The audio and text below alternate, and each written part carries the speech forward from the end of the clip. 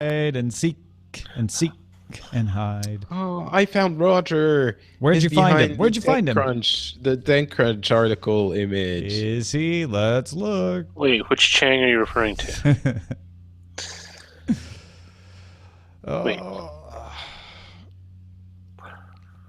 Krug says it took him a moment to realize that the 1997 website that I posted was not from 2012. Why 2012? I know that's the best so part random. about his comment. I'm so used to the ISO date format. Oh, that's why. Okay, yeah. Oh, standards. Because it starts with a 12 because it was 12/7. Interesting. Yeah, so Patrick and I, if you are not hearing the pre-show audio, we're sharing our earliest websites with each other. And they are a wonder to look at. They sure are. Beatmaster is asking if there's AGR. It'll come. It's one of those things where it takes. I'm doing simulcast off of YouTube, so it takes a couple minutes. Apologies for the delay.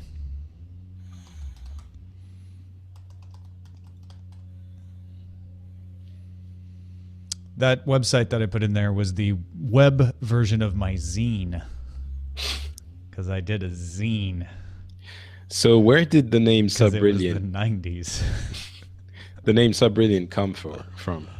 Oh, 'Cause you thought it was like it's gonna be funny, self-deprecating, but it's like brilliant at the same totally. time. But it was inspired by the Church of the Subgenius. Oh, I don't know what that is. Oh, you should look that up. That is a late 80s, early 90s alternative movement. It's pretty funny. It's like mocking society.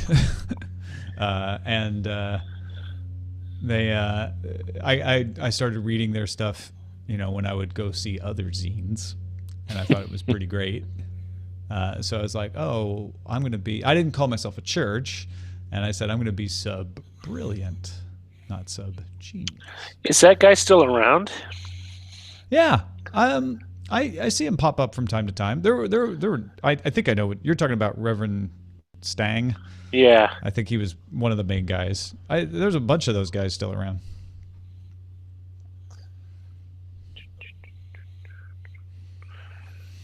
Yep. Back in those days, I would go to Europa Books in Austin and leave free printouts of my zine at the in the front window by the other zines for people to take. Did anyone take him? Yes. I remember possibly the bookstore clerks throwing them away. I don't know. I remember that being the days when The Onion was just a publication and not an actual online site. No, I started Subbrilliant News when I was still working at the library at the University of Illinois, and it was. I was really angry because I was like, I'm not going to do Church of the Subgenius. I'm going to do parody news. I'm going to do a fake newspaper, and then the Onion like showed up on newsstands in Champaign that week. It feels like it probably wasn't that week, but like, wait a minute, what? I used to wonder. It's like, because that came out of the Onion came out of Wisconsin, right? The University of Wisconsin, or yeah, it came out of Madison. Madison. Yep. Who would know they would build a media empire based on satire? I know. The fact that the Onion's still around. It's surprising. Like, I tell people, I know it's not ghetto. I tell younger people. Like, I remember a time when before the Onion was online only. It's like, what do you mean? It's like, well, you understand it used to be printed. It's like, really? Yeah. They would give you like, why would anyone print satirical news? It's the same reason why. What was the other one? What's that magazine? That satire magazine? I Spy or something Spy? Oh, Spy. Yeah. Spy. Yeah. Just called Spy. Spy. I Spy with my little eye. All right. Shall we begin this festivity? It shall begin. Excellent. We're going to start with Mark J. Take it away, Mark J. Quality content thrives through the support of those who benefit from its creation. If you gain value from the Daily Tech News Show, consider joining others like me who provide support. Learn how to help at dailytechnewsshow.com/support. This is the Daily Tech News for, I think it's Tuesday, probably, January 24th, 2017. I'm Tom Merritt. Joining me, as he does on Tuesdays, Mr. Patrick Beja alongside. Patrick, welcome to my upstairs studio, also known as my dining room table. Hey, I heard you had a little bit of an incident with flooding. That's unfortunate. Yeah, so not that this is the daily What's Up with Tom's Basement news show, but the brief thing is that they've cleared out everything in the downstairs. They're going to leave it for today because I have to shoot some things for Tech Republic down there this afternoon. So I'm going to be able to do that because it's just big empty space right now. And then tomorrow they're going to put in tile, and then I can move back in. And so hopefully Thursday, maybe Friday, I'll be back in the studio. Excellent. But honestly, this is very cozy up here, I got to say. I'm not minding it that much. It's nice to have everything right here. I could use some improvements, but it makes me feel like I'm fine-tuning my mobile operation this way. Ah, very important. Yeah. Well, we've got some things to talk about regarding the Hyperloop and the new announcement from Hyperloop Transport Technologies, and we'll try to help you keep straight what's Hyperloop Transport Technologies and what's Hyperloop One. We're going to talk about that in the main discussion. Some other quick news. Box has updated Box Notes. Take that, Evernote, to view all notes in a single browser, add desktop apps, and they say they're working on phone apps. Yeah, I'm not sure about Box.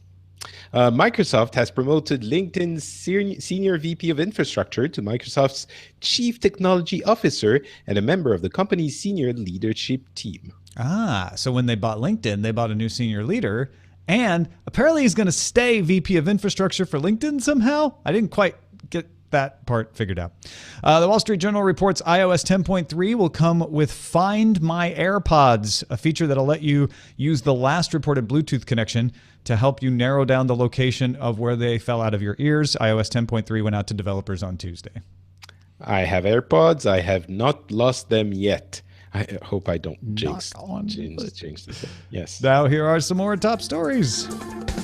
So Samsung saw Q4 operating profits rise 50%, its highest operating profit in 3 years. They had expected it to be a good quarter, led by chip sales, not by Note 7s, obviously. Not by exploding batteries. Yeah. We understand that's what you meant. Although they did sell a lot of Galaxy S7s, so the mobile device division made a profit as well. Anyway, Samsung had a great financial quarter, especially considering the adversity that happened to them. However, they aren't buying all their chips from themselves. They're buying them from other companies too. The Verge corroborated a report by Forbes that sources say Samsung has received the bulk of Qualcomm's new Snapdragon 835 processors. And as a result, Patrick, no phone launching before the Samsung Galaxy S8 is apparently going to be allowed to use the Snapdragon 835 processor. That would include the recently released HTC U Ultra, the forthcoming LG G6, which we're going to talk about in a bit.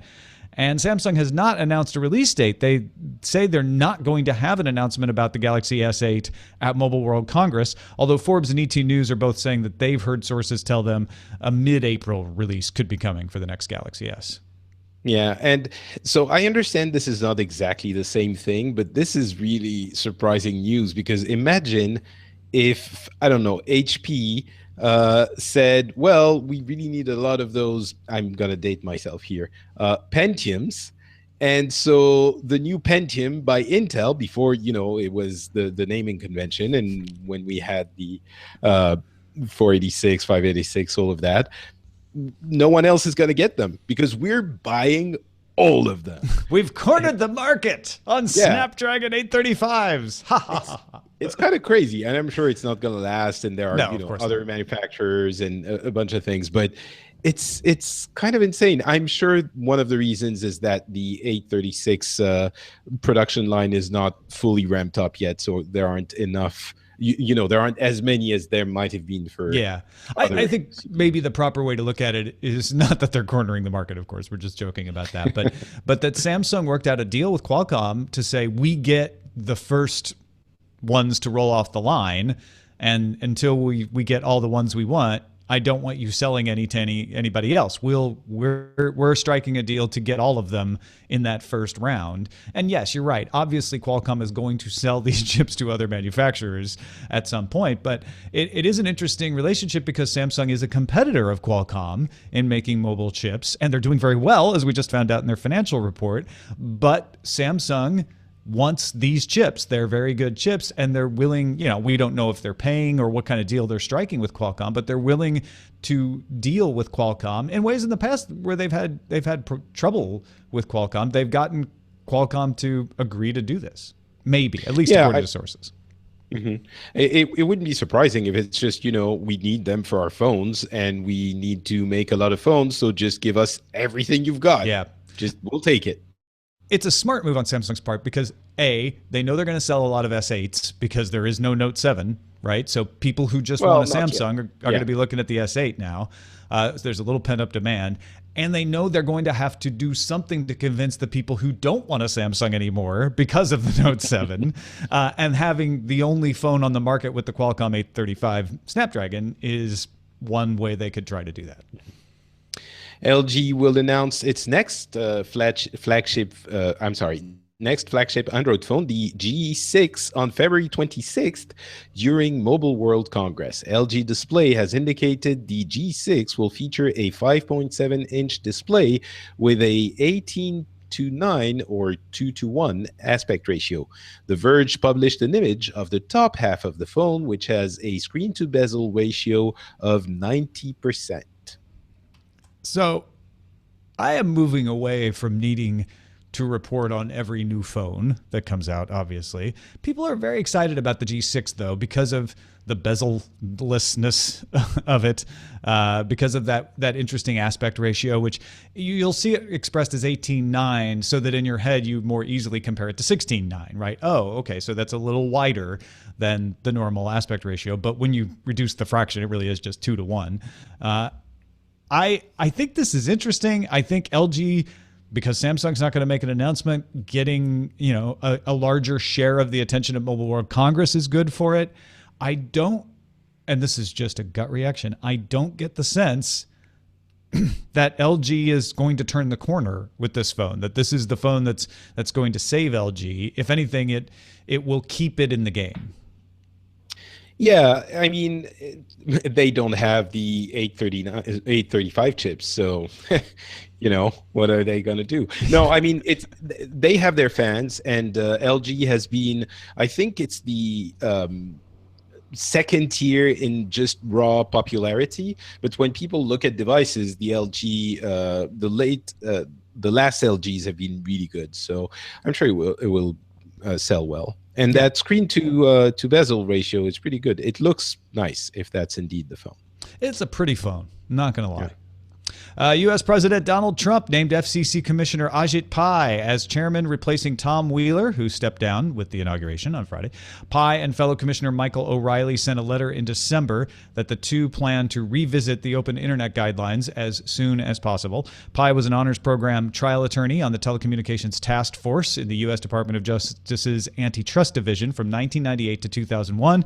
He was Associate General Counsel for Verizon until 2003. Then he returned to government. He worked for a U.S. Senate subcommittee on oversight in the courts. He worked for the Department of Justice and the FCC as a counselor. And in April 2011, he went to work for the law firm Jenner & Block. But that same year, President Obama nominated him to the FCC, and he was sworn in as a commissioner on May 14th, 2012. So he is eminently qualified as someone who, he's Harvard educated. He's been on both sides of this issue. He's been with the companies. He's been on the side of antitrust and the public. But the one thing that I said in this that I know a lot of you that's the only thing you're going to hear is he wants to revisit those open internet guidelines. And a lot of people feel that he and the other Republicans on the commission will work to overturn the net neutrality rules that Tom Wheeler put in place. We could argue about this until the end of time. I think the one thing to remember is that in the US, the offerings are suffering because there is not enough competition. And that's what I keep saying whenever we discuss this. And for a country that prides itself for being the home of capitalism and of free market enterprise, it is a dismay to see that the people who should try to foster more fair and real competition are not doing that. And I mean, we'll see what he does. You know, Tom Wheeler, when he was nominated, we were very, very skeptical, if not He had been the alarmed. head of the NCTA, the major lobbyist group for the telecommunications union. A lot of people are pointing at Ajit Pai and saying, former Verizon lobbyist. He wasn't exactly a lobbyist. However, he was certainly, if he was, much less of a lobbyist than Tom Wheeler was. Yeah. And Tom Wheeler was fighting for, you know, a freer internet and a more fair internet. So who knows? But that's why I said I didn't want to get dragged into the entire thing. But however it works, if what they decide to do creates more competition, then everything could work itself out. The fear is. I like what you're saying, Patrick, which is I have always felt that the root of the issue is that if we don't have competition, then companies can abuse their position to adversely affect the open internet. And Wheeler's approach was to say, well, let's put in rules that say you can't abuse your position to affect the open internet. Ajit Pai wants to remove those rules if he says, and I think we won't need them because I'm going to do this to increase competition and roll out broadband in more places so you have a choice. I mean, Brian Brushwood is living this in Austin, Texas. He happens to be in a location where he has multiple gigabit internet providers. There are not very many places in the world that have that. If that's the goal, then I think that's a laudable goal, but we'll have to see. Yeah, I mean, what frustrates me in these conversations is that sometimes in order to restore competition, you need the government to intervene. And that's where a lot of people say, oh, no, then it can't work. And sometimes, and maybe we're going to talk about this a little bit later when we're talking about Hyperloop, but sometimes, yes, sometimes you do need the government to step in. At some point in the last few weeks, Amazon added the word computer to the list of wake words users of the Amazon voice services can choose from. Other options. Oh no, now we can't say the word computer, Patrick. Crap. That's where I was going to go. As you know, the other words are Echo, Amazon, and Alexa. So, yeah, but, you know, Star Trek, right? I mean, it's great. I love it. The problem with Amazon Voice Services is not them adding a new wake word. The problem with them is that your wake word is too easily triggered by, I don't know, podcasts that you happen to be listening to. So I get it. I accidentally trigger Siri from time to time. I rarely ever accidentally trigger Google. The OK before that really does help prevent those accidental triggerlings. Hey before Cortana also seems to help. So maybe if it was just hello computer. I think that would be awesome. Yeah, as we've spoken about before, we wish they would do something else. This is not going to solve that problem, but it's pretty funny. I get it. The Second U.S. Circuit Court of Appeals in Manhattan voted 4-4 on whether to hear an appeal of its decision forbidding the U.S. government from forcing Microsoft to turn over customer emails stored on servers outside the U.S. The emails are stored in Ireland. Microsoft says, you need to get Ireland to ask us to hand over the emails. A U.S. warrant doesn't cover it because the emails are in Ireland. The Department of Justice says, yeah, but you're a U.S. company, so we give the warrant to you because we're in the U.S., and it doesn't matter where your emails are because it's an internet, and the internet's everywhere. The panel of the district court, which was 3 judges, had made the decision that a domestic search warrant could not cover the foreign stored emails under the 1986 Federal Stored Communications Act. And so the Department of Justice appealed that. And the way you appeal with a circuit court in the United States is that you take it from the 3-judge panel to the full panel. And the full panel only has 8 people on it in the Second Circuit. So a tie means the decision stands. The dissenting judges said that they hope that a higher court, meaning obviously the Supreme Court, would hear and overturn the decision, or possibly that Congress could act to change the 1986 Stored Communications Act. This is a really interesting problem, and I think a lot of people will take it, will look at it only from this side of the issue.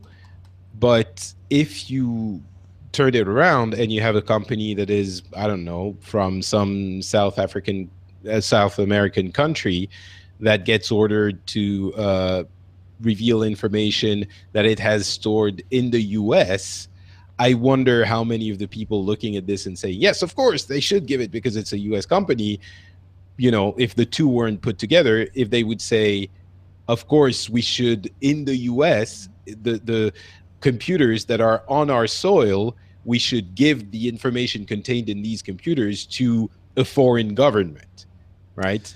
That's a very the problem is there are so few examples of the reverse. The principle, I get what the principle is, but it's hard to illustrate it to people because you could say, well, if your information on Alibaba was asked for by China, even though it was stored by Alibaba in the US, most people are like, yeah, but I'd never use Alibaba, right? So you have to look at something like, well, Skype, although it's now part of Microsoft, so that doesn't help as much, but Skype is located in Europe. And so if the European Union said, we want to look at all your Skype conversations, we don't care if the records are stored in the US.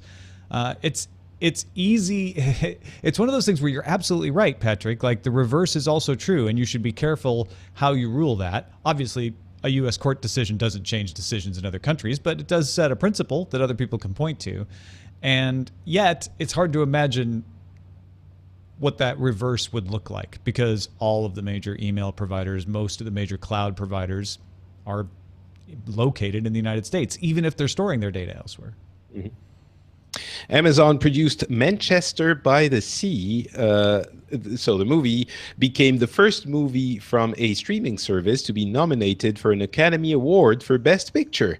Manchester received 6 total nominations, the first Oscar nomination for Amazon. Amazon is also distributing The Salesman in the US, which is Iran's nominee for Best Foreign Language Picture. Netflix was the first streaming company to receive an Oscar nomination for the documentary The Square in 2014. So this is interesting in a lot of different ways. Amazon is acting as a movie studio here in the most traditional sense. They are giving the 90-day exclusive window to theaters. You can't watch Manchester by the Sea on Amazon Prime Video yet. You'll be able to. They locked up all those rights, obviously. But they let this run through the theaters, which is why you can go to the major chain theaters and watch this movie. That is different than what Netflix does. Netflix hews very strongly to, no, day and date release. We'll put it in theaters, but you also will be able to watch it on Netflix from the moment it's released. Now, I don't think that necessarily affects the Academy considering whether a movie is good or not, but it affects the buzz, because if it's not in a lot of theaters, you don't get as many people talking about it. Well, how many people go to theaters really today? No, I'm kidding. A lot. Of course. I love the movies. But yeah, no, I think it's interesting in many ways. But, best documentary, some people see it. But best picture, a lot of people are going to see that movie, and they're going to, see that the movie is nominated. And I think that is going to put Amazon front and center for the video services, the production, and this is a bigger deal for, in my opinion, the industry. The new kids in production, Netflix and Amazon, and maybe a couple of others. A few years ago, that would have been unthinkable that some book-selling online retailer would produce. What are you talking about? The place where I order my dog snacks is producing an Oscar award-winning movie? So I think it actually does a lot of good for Amazon, of course, but also for Netflix and for the others, because it's not the YouTube. Even YouTube isn't, dancing cats anymore, but it sort of legitimizes the fact that they have grown out of that category, and online filmmaking is just as legitimate as any other filmmaking. I guess Netflix has proven it before, and Amazon after them as well, but this just confirms it with the industry as a whole. You could make an argument that Netflix is proving it better because Netflix is allowing them to be seen online, whereas Amazon has not done as much to pressure theaters to give up the 90-day exclusive, although theaters rightly don't want to give up that exclusive because they're worried about their bottom line. We could have a whole separate argument about that. I think there is a way forward there. Watch Cord Killers for more on that discussion, which comes back from time to time. But yeah, this is a big deal because when Netflix first put Lilyhammer and House of Cards out, a lot of people were skeptical that they could actually threaten networks. Then they started putting out documentaries and original movies, and Amazon started doing the same thing. And now Amazon and Netflix, and to a certain extent Hulu, are actually bigger than television networks. They're even bigger than movie studios. They're full-on studios like an NBC Universal that does television and movies and other things. Yet they are also entirely different because they don't have the traditional media properties like locally owned television stations and this and that. But they don't need them. Yeah, you could argue Netflix just had an amazing earnings report. It obviously doesn't need it. It is a worldwide player faster than any other media entity has become a worldwide player, roughly speaking. And Amazon is doing this. It's almost the opposite of Netflix, doing this in a little corner of its empire, which is ruled by cloud services and delivering the tripod that my camera is on this morning. I mean, yeah, all of this is almost old news, but the legitimacy, the recognition by the industry is a milestone, I would say. Yeah. Well, to get all the tech headlines each day in less than 10 minutes, you should subscribe to dailytechheadlines.com, and that's a look at our top stories. All right, another story out there. Hyperloop Transportation Technologies announced they'll open a 3,000 square meter facility in Toulouse, France. I'm not trying to stereotype Patrick by bringing this up on today's show. The facility will be at the Francazal Airport, a former military base being redeveloped into an aerospace transportation village. HTT will develop prototypes and conduct outdoor testing there. Earlier this month, HTT announced a deal to connect the 140 miles between Bratislava, Slovakia, and Brno in the Czech Republic with a Hyperloop train. So we've heard Hyperloop 1. They have their contest out there where they're getting designs. They're talking with all kinds of countries, including the Port of LA, Finland, lately India. They are going to do their first test this year. HTT says they're going to have their first test before the end of the year. So Hyperloop 1 said, well, our test is going to be in March. Like, we've got two companies taking very different approaches competing on this. If you have a hard time keeping them straight, Hyperloop 1 is the one that does their test track in Las Vegas. Hyperloop Transport Technology is the one that is building a test track in Quay Valley, California. But they might build a test track in Toulouse now. Francazal is how you pronounce. Francazal. Francazal, yes, probably. Merci. And stereotyping me as a French person, I would be okay with it considering I'm French. But that doesn't mean you know every single thing about every single thing that happens in France. That is true. And actually, I had not heard about this one specifically. And I do follow the tech news for the country, of course. So this was, but this is really interesting. First of all, because of what we've discussed a few times, which is Hyperloop is actually happening, and kind of like Amazon winning or being nominated as an Oscar a couple of years ago, we were like, that's that funny thing that Elon Musk is talking about. He's so cute. But what a crazy idea. Yeah, exactly. So now they're going to try and test it. What I find really interesting is the investment of the government in this project.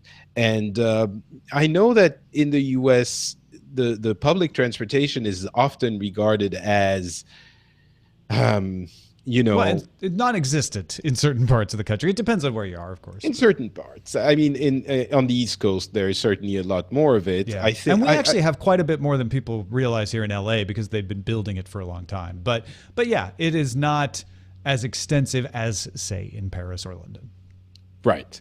And when it's well done, it's really good for your city.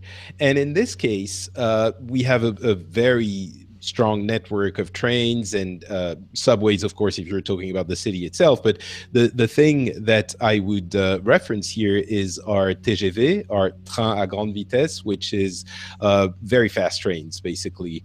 And we have a very large network. I don't know exactly how much, but it's a very large network of those trains. And it means that you can live anywhere, you can go from one city to another very easily, etc., all of those things that I'm sure you know. I would be interested in knowing how valuable a technology like Hyperloop would be for the country and for the government to invest in. In this case, the city of Toulouse, which has a lot of history in the aeronautics, is that yeah, aerospace. The aerospace industry is very right. strong there, right? Exactly. And so they're looking into this because it's I don't know how much crossover there is from one to the other, but it's actually being helped by the city and the mayorship to try and develop there. So what I would be, as I said, interested in finding out is, if it works out, what are the benefits that society, the country, could reap from a system like this? Yeah, I think that's the question that a lot of people are struggling to answer. And both Hyperloop One and Hyperloop Transport Technologies have both given lots of answers. But all of them, no matter how you run the numbers, all of them end up being, this is a very expensive piece of transportation technology to develop, and we need government help to do it. They've both taken different routes on funding, which is Hyperloop One takes a lot of venture capital. Hyperloop Transport Technologies, or HTT, does a kind of crowdfunding collaboration approach. There's a lot of people from SpaceX and NASA and Boeing working on HTT stuff, either as an open source model or more often in exchange for stock options. But they're not getting a salary because they have a day job somewhere else. So there's ways to get the funding up from the beginning, but both companies, no matter how they're getting up on their feet and getting their test tracks going, say, if we're going to actually build these tracks, they are so expensive, we are going to have government intervention. And then the question comes, well, is it worth it for a government to intervene? A Hyperloop One is most likely going to build its first route between Dubai and Abu Dhabi, because those are governments who have control of large enough finances that they're willing to give that and become the first country to have that. HTT is working with Slovakia and the Czech Republic because those two countries have decided that it is worth it for them to put themselves on the map and bring tourism and industry in because they have the Hyperloop. But in both cases, I don't see a lot of people justifying this as it will in and of itself be something that pays for itself or transforms the economy such that it will be worth all the expense. I think, what benefits do we get from Hyperloop? It's the speeds are about 1,000 kilometers per hour, right? And yeah, exactly. 620 miles per hour if you don't know kilometers. And what we can do with our very fast trains. The chat room was wondering if it's the same as bullet trains. Basically, yes, we had a very strong competition between the Japanese and the French industries for a couple of decades there. Each one was beating the other in speeds with those bullet trains in France and in Japan. I think now they're being used at about 300 kilometers per hour, something like that. So that would be about 200 miles per hour. I think that's roughly the number. But so what would we gain going triple that? Yeah. Can we, and how much would it cost? It doesn't start at 1,000 kilometers per hour, right? There's and same's true for the bullet trains, I suppose, but you have to work up to that. Of course, but then you're talking about connecting cities instead of just neighborhoods at a speed that could theoretically mean that you are in a city that's a couple of 100 kilometers away and you commute, for example, from one city to the other. Yeah, no, it's that or cargo, right? The other, a lot of people are saying it doesn't make sense for passengers, it'll be too expensive for that, but it would make sense for cargo because you can increase shipping times. Other people like Big Jim in our audience have poked some holes in that, saying, well, you know what? The cost of it probably still might not make it an affordable solution for that. It depends, because for cargo, now we have all of those networks of services and companies that need to deliver a lot of things. Everyone shops online, and that infrastructure has been a lot of work for Amazon. They have done wonders for this. Would it make sense for a company like that to get involved in the same way they're involved in the much cheaper trials with drone delivery and things like that? Crazy ideas for deliveries. Well, Would it enable them to have fulfillment centers farther out from cities, get the thing under the city, and then you're all of a sudden, They're not very flexible, which is no different than trains, though. Like once you build a route, you can't just move it because the fulfillment center needs to be over there now. That's well, yeah, you that's why I mean, maybe the governments need to be involved, but maybe it could be just like some other things that have happened over the internet. A very big company is thinking, hey, we could reap benefits from this. Let's work on it as well. We're just talking almost. Both these companies, HTT and Hyperloop One, are bringing in companies to have a stake in this. With HTT, it's more in that crowdfunding type of vein. So they have vacuum maker Liebold, global engineering design firm AECOM, infrastructure company Atkins, a composites supplier, folks like that. Hyperloop One's taking a more traditional venture capital investment route, but they all need other people to have a stake in this. And it's actually surprising to me that a couple of years on from Elon Musk having his crazy idea, that both these companies are still operating. Hyperloop One went through a lawsuit with the former CTO. HTT has come under a lot of criticism for not showing as much result. For all of Hyperloop One's legal issues, they actually have done at least one test of a sled, and they say they're going to have a test that'll go 500 meters at 100 miles per hour by the end of March. But they're both still kicking. They're both still going. Yeah, to be honest, HTT's some of the structure of HTT leave me going, like the fact that they have a lot of engineers working part-time on the thing for equity while still having another job somewhere else. Hey, it works great for Linux. Yeah, sure. I mean, why not? Again, a few years ago, had you told me, crowdfunding was going to be a real thing, I might have been skeptical. And maybe it's going to work out for HTT, but still, it's kind of, so a lot of your engineers actually don't work like for the company. They're somewhere else, and when they have time, it could. For me, the image it summons is people working on it when it's exciting, and maybe at some point they're going to be less excited once it becomes a little bit more tedious. That's why you give them stock options, so they're yes, so they have a stake in making it finally be a success. Well, it's certainly something to watch, and if anybody out there knows a little bit more about this, by all means, email us feedback at dailytechnewsshow.com. Thanks to everybody who participates in our show. Then one way to participate is our subreddit. You can submit stories and vote on them at dailytechnewsshow.reddit.com. We get responses on Twitter, like Stephen Lewis, a.k.a. Riadon79, wrote, Random Theory. Google is updating Google Voice, we talked about this yesterday, to integrate text or voice with Google Home so that you can use any phone or device. You just put Google Voice on whatever phone you have, and then it works with Google Home. Could be. Kind of makes sense. Adam wrote in with a clarification. He said, further to Tom and Allison's discussion on Monday, thank you, Adam, Android has changed their permissions on Android Marshmallow 6 and higher so that apps built for 6.0 Plus and running on a phone with OS 6.0 Plus will ask for permissions as needed and not all at once on install. It works like iOS in that way. That's very good. I wonder how many apps will still be built for previous versions for a very long time, because it doesn't have that. Yeah. We're laughing, but some apps may actually prefer not risking the user friction by having this happen. Or I guess if you have iOS, that's the question, I guess.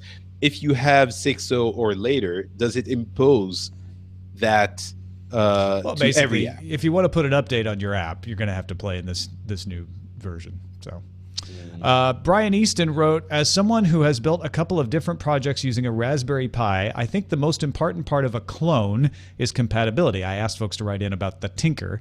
He said both in terms of hardware and software, you have to have compatibility. On the hardware side, it has to be able to take advantage of the existing ecosystem. I should be able to buy an accessory from a shop like Adafruit and use it with any Pi clone. If I need to use an adapter, that's fine, but it needs to work. The GPIO pins should work the same way as the official Pi. Software is basically the same thing. I don't want to have to rebuild or recompile to make software work. Optimally, it would be capable of running Raspbian. So he's like, if you want to compete with Raspberry Pi, you should play in the Pi universe. Jeff in Knoxville, Tennessee said, you solicited opinions about the newly announced single board computer from Asus, the Tinker. I'm a fairly casual maker, but I own a swath of SBCs, most coming from various Kickstarters. While many of these boards outperform the Raspberry Pi in both specs and cost, they generally lack the level of support provided by the makers of the Raspberry Pi itself. Because many of these boards are the first produced by some newly created hardware company, they often arrive months late and lacking the basic software to make them function properly. Asus isn't a new hardware startup, though. They have years of experience producing boards and the drivers necessary to make those boards work, and what excites me about the new board is that I believe it has the potential to give Raspberry Pi some healthy competition from a well-established hardware brand that can keep up with demand and ship stable software. With a comparable price and improved specs compared to the latest Raspberry Pi, I hope to get my hands on one. Yeah, both excellent points. Yeah, absolutely. Thank you guys for sharing that. And finally, Caleb, one of a million trying to figure out how to survive making art on the internet, writes, the difficulty in finding original sources of popular images is a very old problem, especially on platforms that offer and encourage easy resharing of media, like Tumblr. Many artists that use it as their primary blogging system besides their own website find that their artwork is commonly repurposed and even outright stolen. While it is a lot of work to track down the original artist, it is almost always worthwhile. I'd like to encourage all DTNS listeners as much as possible to track down the original source of popular images and things of that nature. It doesn't just improve the credibility at all, it gives proper attribution, either rightly or wrongly, to the original source. I 100% agree, but I'm not sure that, he's saying it is a lot of work to track down the original artist. It is always worthwhile. My fear and worry is that for a lot of people, it's not worthwhile. They won't think it. Yeah. Mm. Well, and I don't disagree with anything he's saying in here. I think you're absolutely right that you should give credit where credit is due. At the same point, this is an infinitely copyable medium. So the way we deal with these sorts of things is adapting to the realities of the situation. I just don't think we've cracked it yet. Yeah. Well, thank you, Patrick Beja. As always, a pleasure to talk tech with you. And you can talk tech with Patrick on all kinds of shows out there. What else you got going on? If you want to talk tech in French, you could go listen to Le Rendezvous Tech, which is available on every podcast app out there, of course, or you can go to frenchspin.fr and find that show. And if you want to listen to us talk about video games, actually, Tom, myself, and our friend Garrett, we recorded the latest episode of Pixels a few days ago, and we were discussing the Nintendo Switch. And we all had a lot to say. Maybe I got a little bit emotional on that show, but you can check that out as well on frenchspin.com, and the show is called Pixels. It's also available on every podcasting app out there, so just look for Pixels and you'll find it. Thanks to everybody who supports the show at dailytechnewsshow.com/support. That includes James Fukunaga, Todd Campobello, Christian Z. Walker, and more. Special thanks to Anitra Walker and Sam Shepard, who just increased their support at patreon.com/DTNS. Our email address is feedback@dailytechnewsshow.com. We're live Monday through Friday, 4:30 p.m. Eastern at alphageekradio.com and diamondclub.tv. And our website is dailytechnewsshow.com. Back tomorrow with Scott Johnson. Talk to you then. Bye.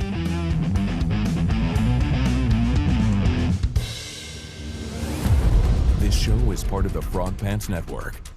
Get more at frogpants.com. Diamond Club hopes you have enjoyed this program. Good show. Excellent. I liked our conversation. We can admit now that Patrick and I weren't exactly sure where that Hyperloop conversation was going to go, but I thought it turned out good. But it didn't go around in circles, and that's a plus. No, it didn't. Get it? Get it? Yeah. All right.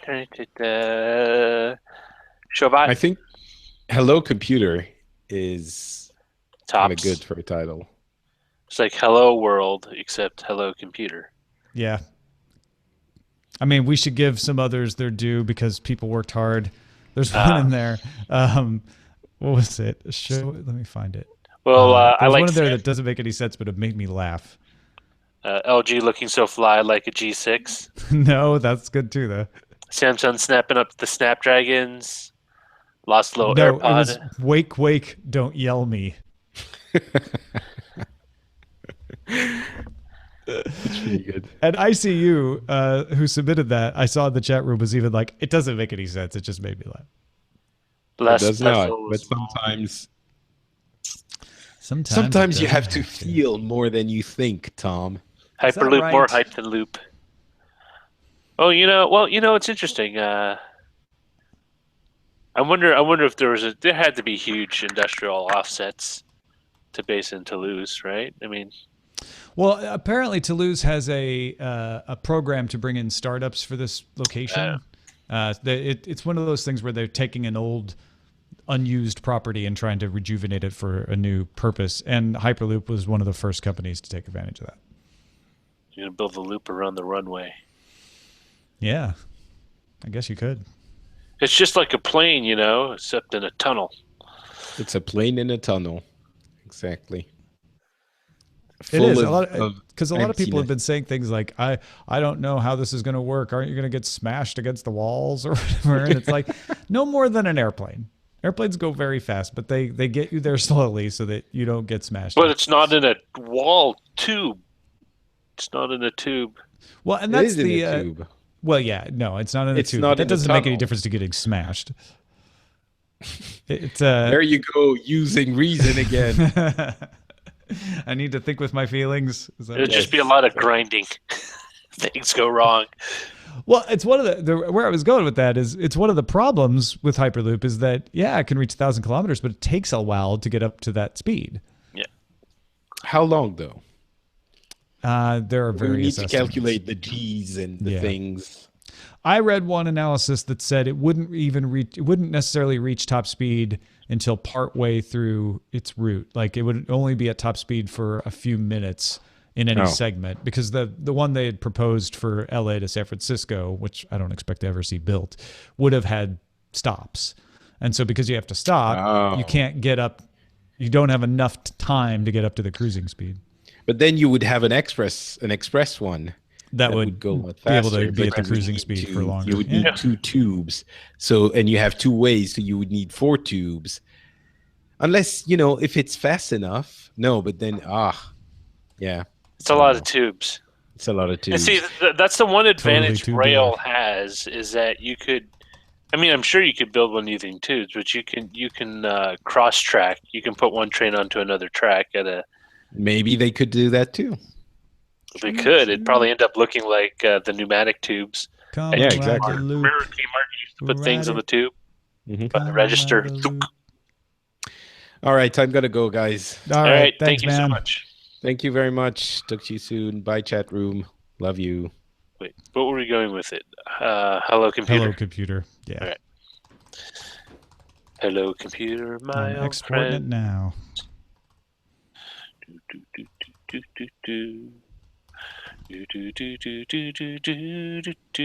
Oh yeah, the problem with irony.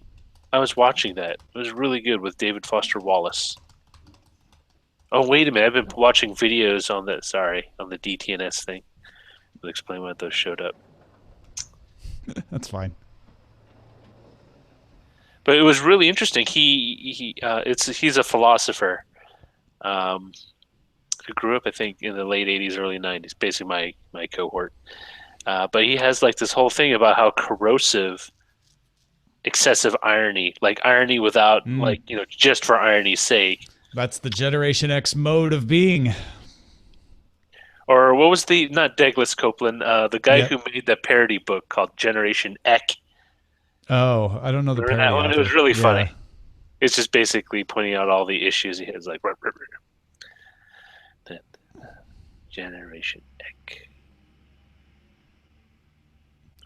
Lemon says, I have noticed a lot of your musical influences from the 90s, which is hilarious to me because I didn't really listen to music in the 90s. You didn't listen to Lit? No. I only know that Come and Ride the Train song because Justin was playing it during the election coverage. I never actually listened to that song back when it was Well, new. I mean, the biggest 90s bands would be like Nirvana, Pearl Jam, REM. Even though REM and Pearl Jam did get their start like in the 80s, but Yeah. No, the whole time I lived in Austin, I would go see local bands most of the time. that were called local. We're a local band, so stay, please, stay. Well, oh man, those were the days. The headliners would go on at 1 a.m. anywhere you I went to play. remember that. I remembered. I don't know if they still do this because there are fewer and fewer bowling alleys. Although what's cool is half a mile away is a roller rink, which I need to go to eventually with my kid. But Rock and Bowl, remember that? Rock and Bowl? It was a thing that a lot of bowling alleys did. So basically, around midnight, that you would have to pay one price and you could bowl free for like 3 hours. And while they were doing didn't like one of the bowling alleys down at Pacifica still do that? Oh, you mean the C something? C Bowl? Yeah, C Bowl, maybe. I remember before it got turned into Amoeba Record Store, there was a bowling alley in the Haight next door to the McDonald's. And that's we have why a bowling alley not too far from here called Bolero, which is kind of that rock and roll idea. Bolero used to be just a regular AMC bowling alley, and then this company out of Texas came in and bought it. Well, actually, I think it's a Brooklyn investor who started the chain in Texas. So. Brooklyn. It wasn't just limited to San Francisco. Like in Modesto, the Modesto Bowl would do that too. The music would be different, but basically it was the same. It would be loud rock Same music. idea. Yeah, lowered lights and free. You would pay a flat rate to bowl for like 3 hours. So you pay one fee. And Pay a fat rate. Pretty fun, especially if you play with a bunch of drunk guys and gals.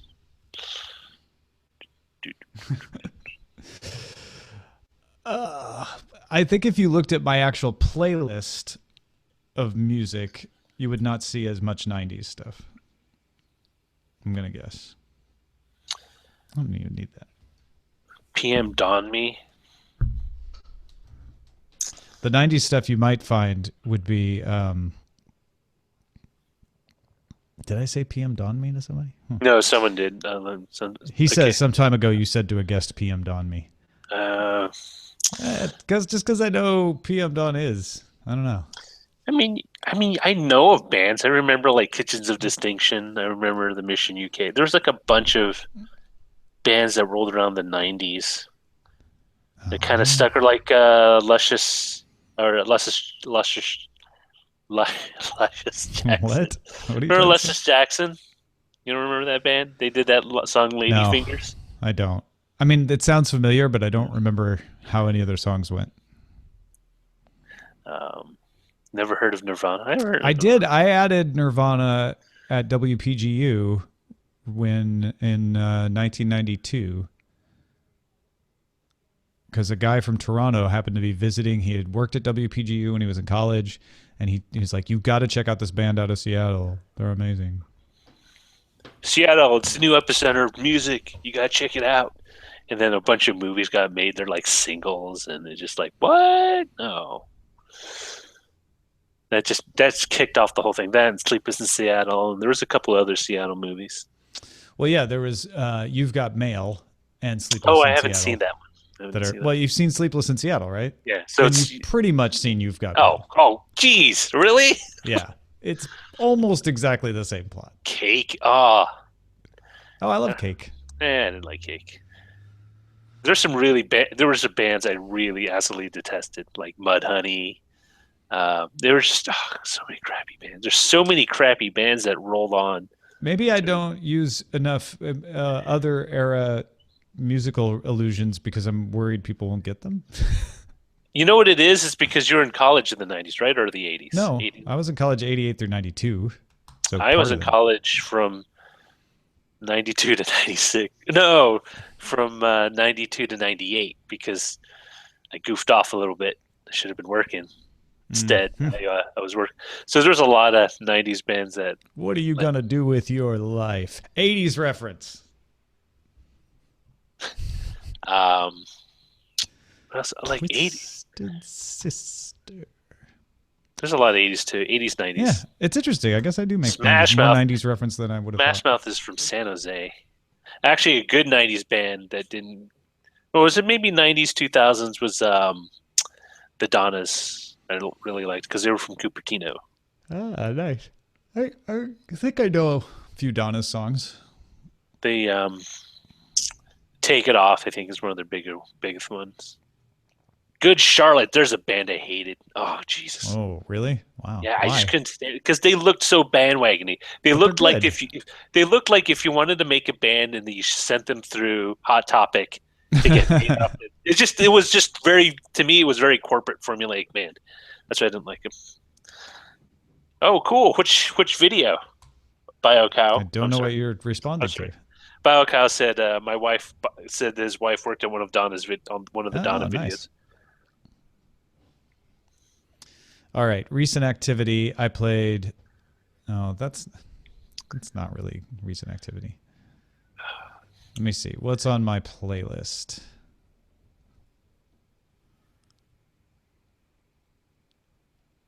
Music library. I have a main playlist that I call Playlist 2 to distinguish it from Playlist 1. The band did Black Holes. See, I used to like iTunes used to give you so much information in the interface.